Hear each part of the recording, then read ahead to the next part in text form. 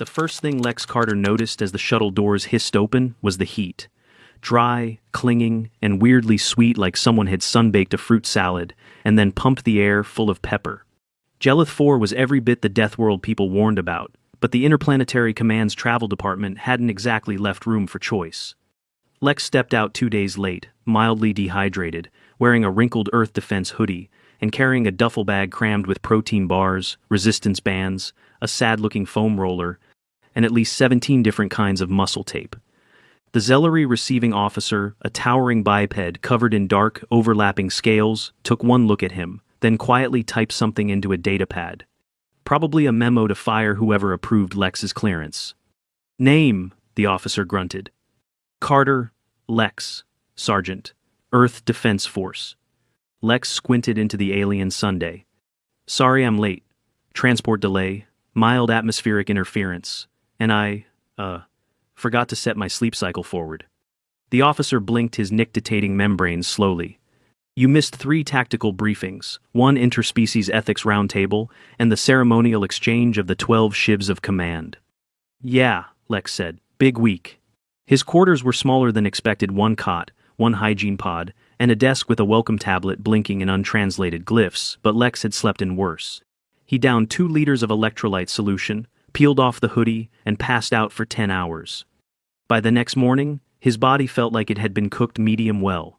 The gravity on Jelith 4 wasn't crushing, but it was dense enough to make every movement feel like wading through soup. Lex knew better than to push it without prep. Earth standard warm-ups were a must. The central training hall resembled a cathedral, built by a species that thought gyms were sacred sites and also hated comfort. Giant banners of skin-tightened metal hung from the rafters, depicting victorious Zellery warriors strangling various alien fauna. Rows of spikes lined the walls. Lex, wearing athletic shorts and a band tee from a long-defunct Earth punk band, looked criminally out of place. Still, he jogged to a clear space, dropped his bag, and got to work. Neck rolls, shoulder circles, arm swings, spinal articulation drills, hip mobility, jumping jacks, glute activation with a resistance band. The Zellery started noticing around the time he got to grappler's butt bounce, a deceptively effective movement involving hip thrusts from a squat position, designed to fire up core and posterior chain musculature.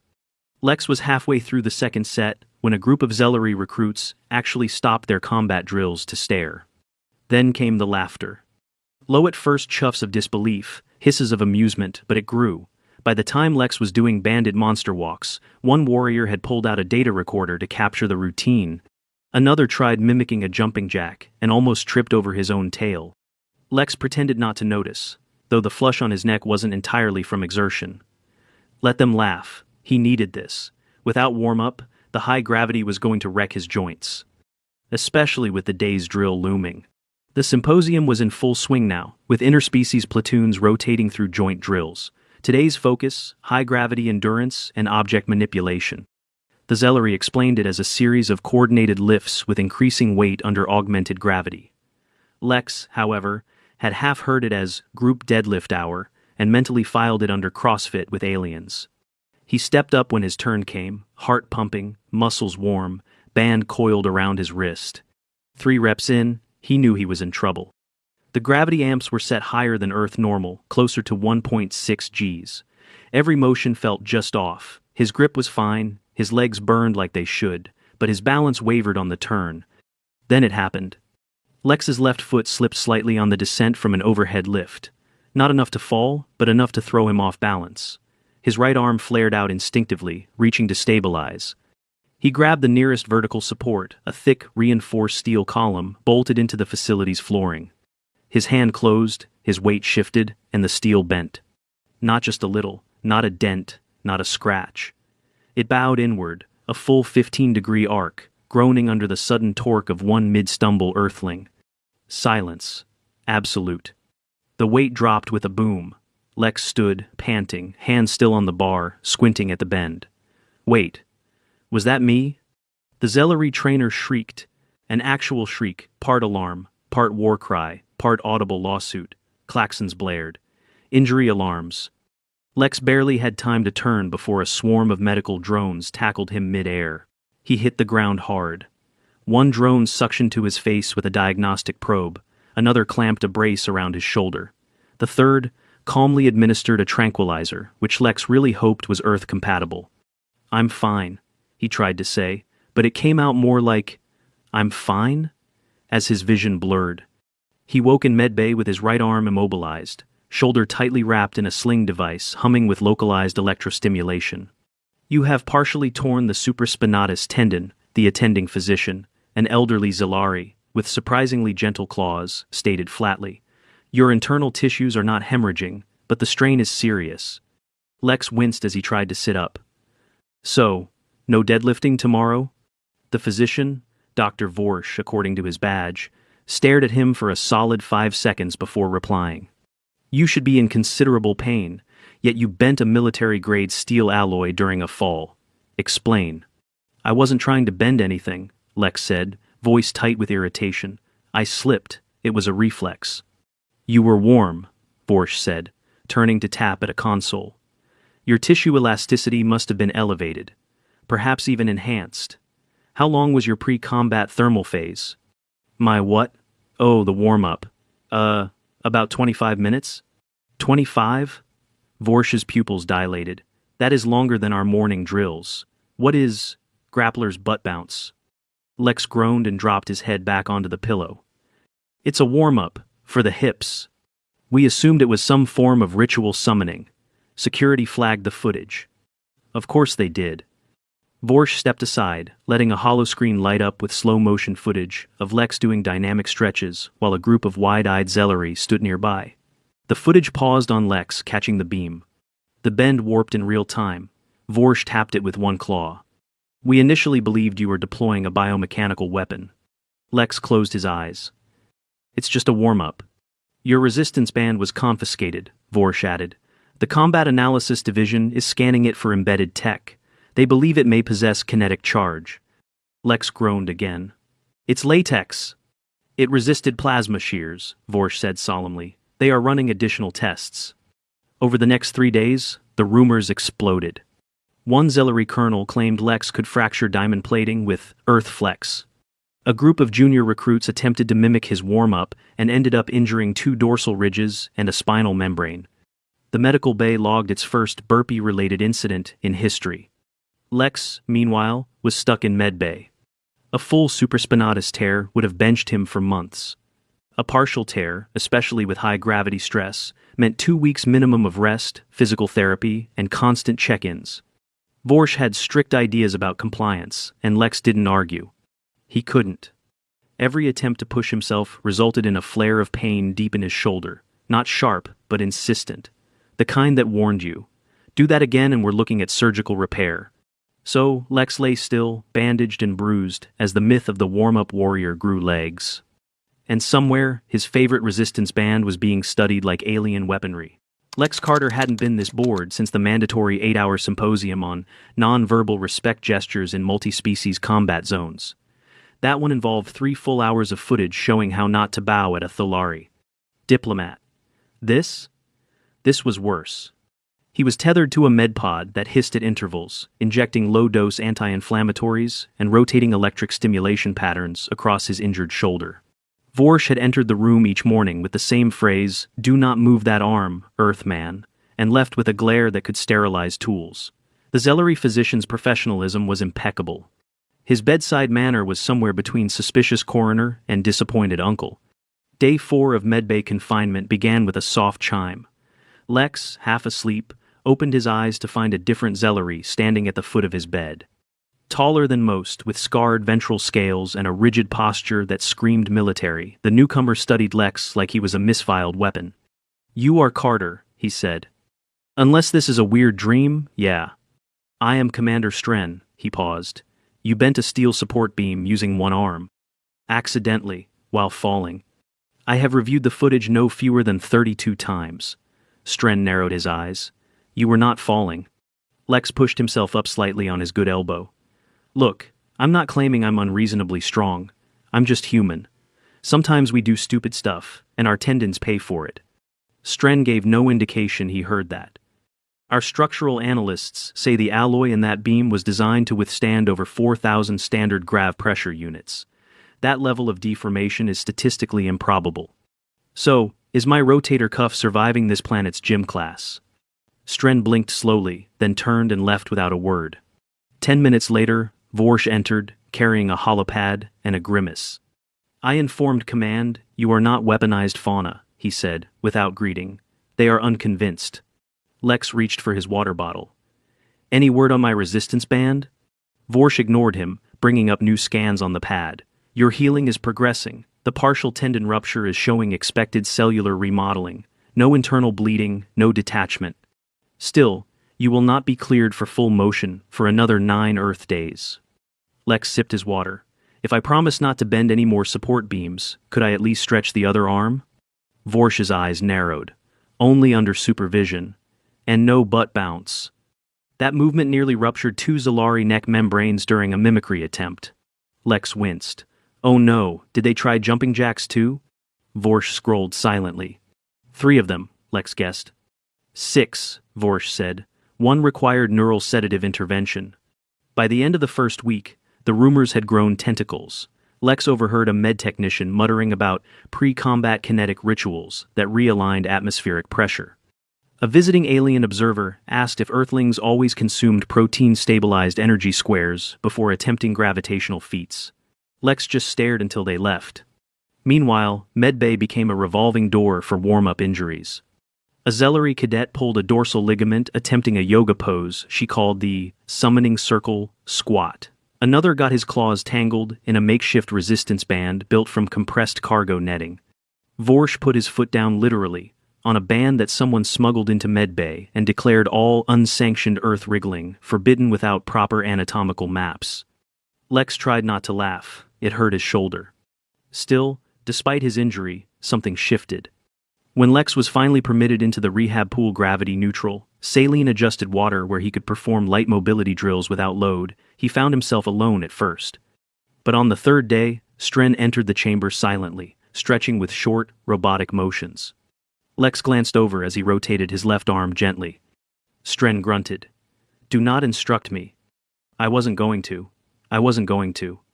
I watched 3 hours of recorded Earth movement footage last night. Lex exhaled. Did you watch the one where I got stuck trying to demo a lateral bear crawl on a moving treadmill? No. Good. Yes.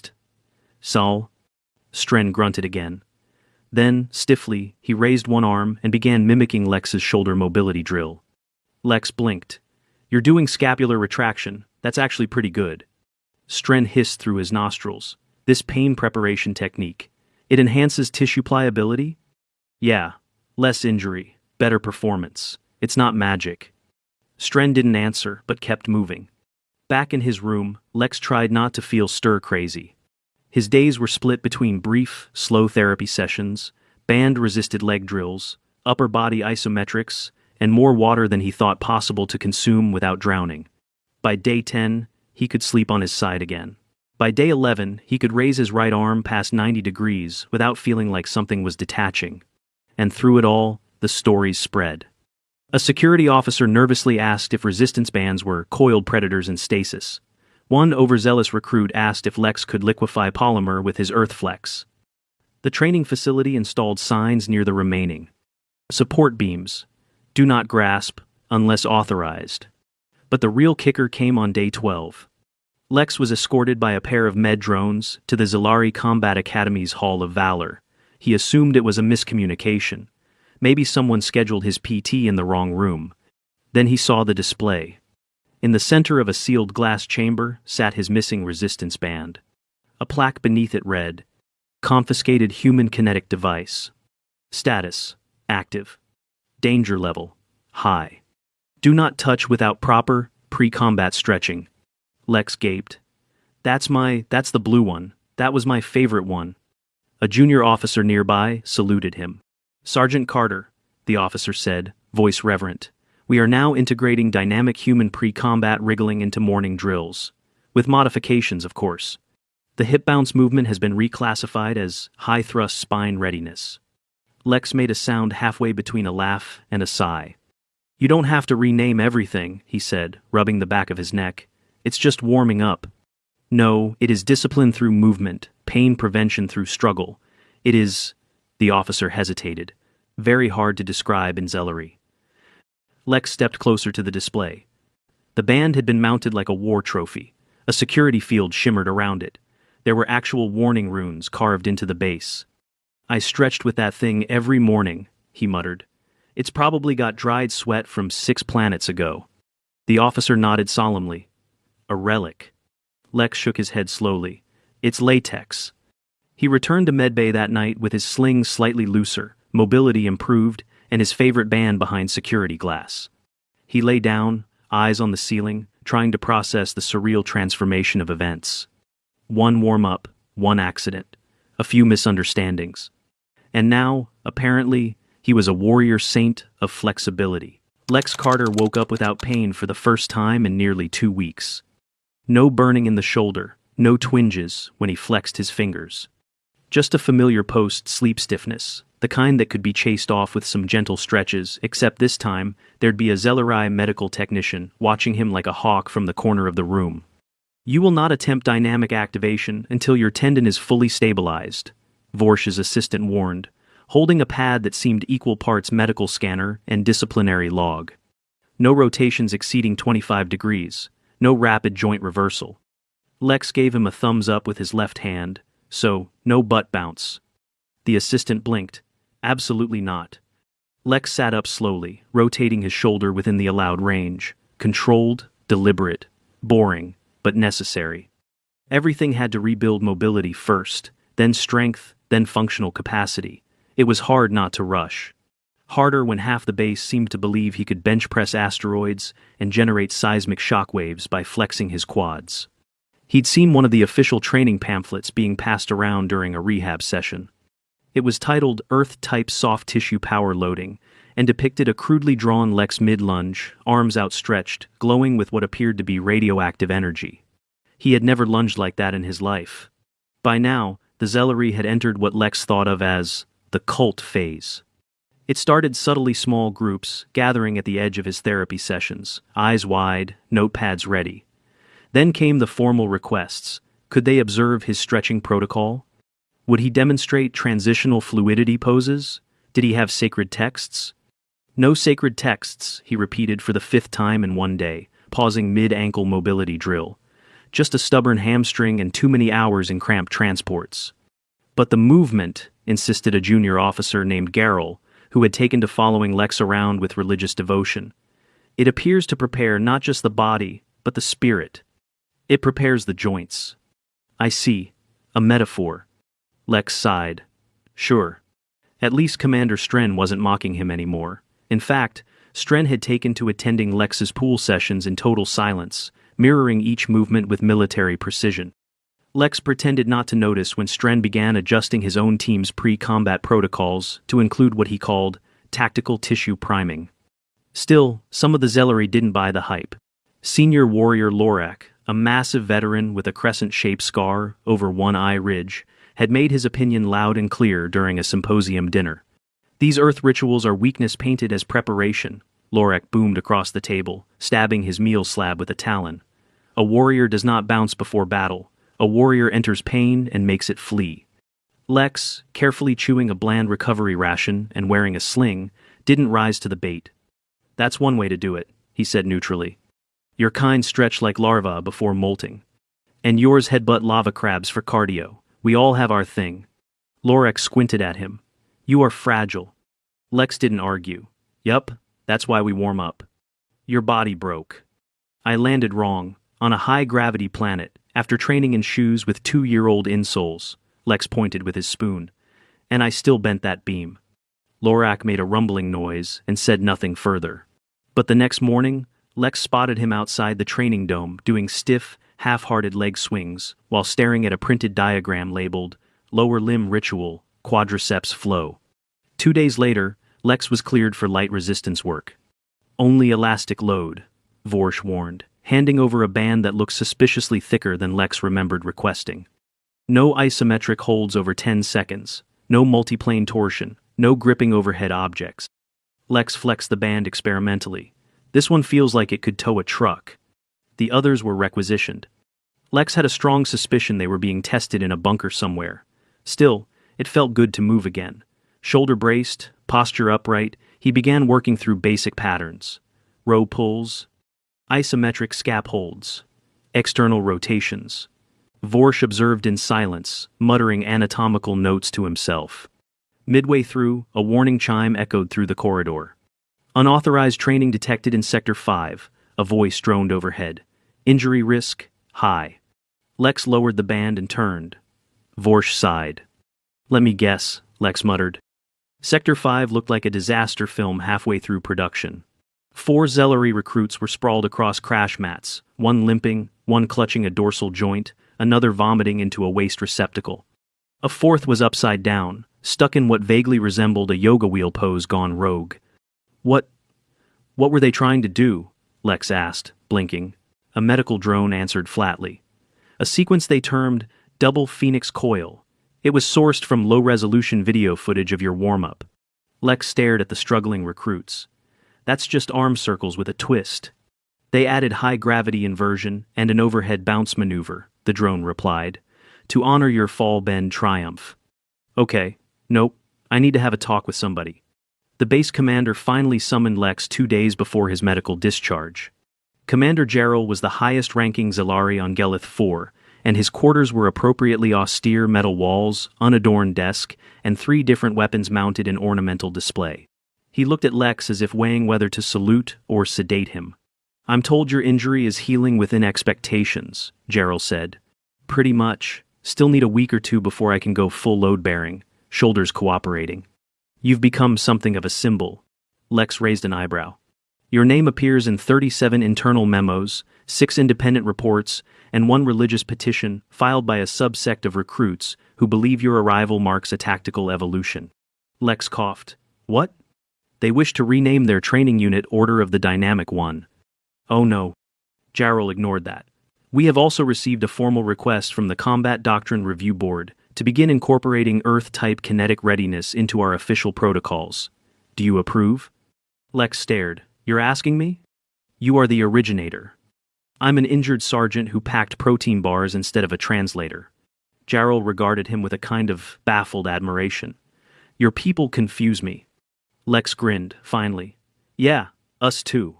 The day before his discharge, Lex was allowed to return to the central training hall. Not to train, just to observe. But what he saw stopped him cold.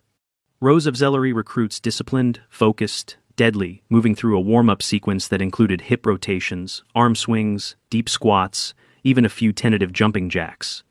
Someone shouted, cadence counts in Zellery dialect.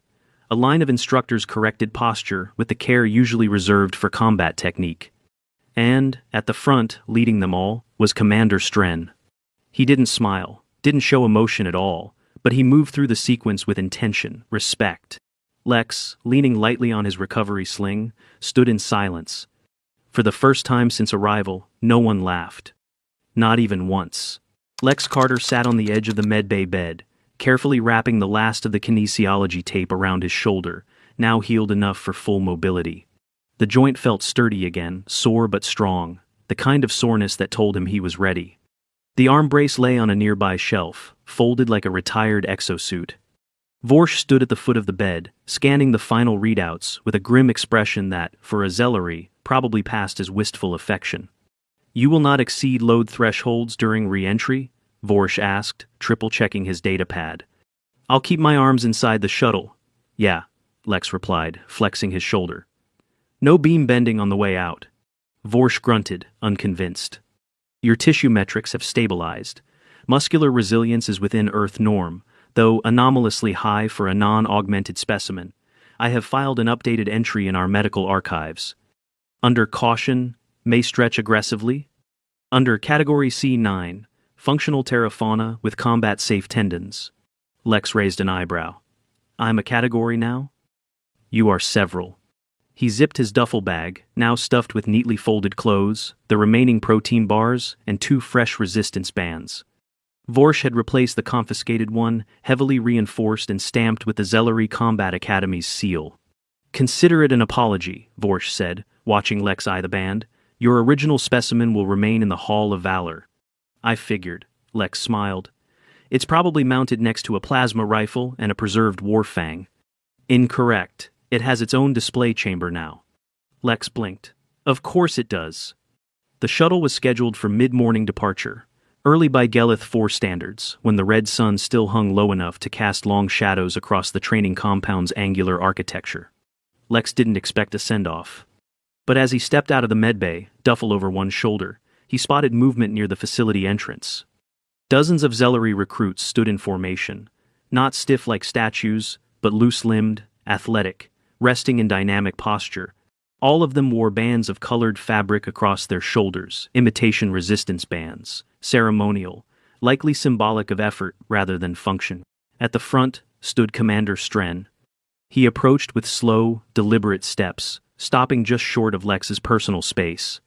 In his claws, he held a folded length of dark synthetic cloth. Lex recognized it immediately.